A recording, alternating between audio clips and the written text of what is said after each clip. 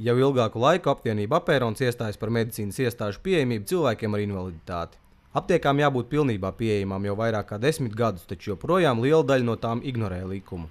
Cilvēkmenis iestājas par cilvēktiesību un likumu ievērošanu, tādēļ viņš ar draugiem devās apskatīt reālo situāciju aptieku pieejamības jomā Rīgas centrā.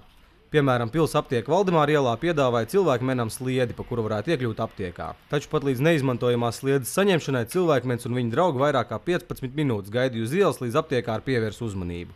Arī vairākas citas aptiekas, kas bija cilvēkmena ceļā, piedāvāja dažādus praktiski nederīgus alternatīvos risinājumus vides pieejamībai.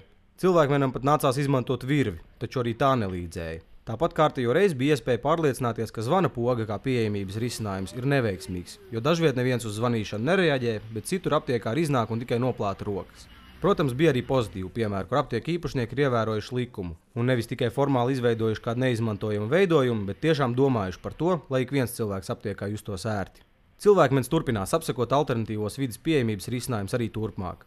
Viņa gaitām var sekot līdzi mājaslapā www.cilvēkmenis.lv, kā arī citās sociālajās internetu vietnēs.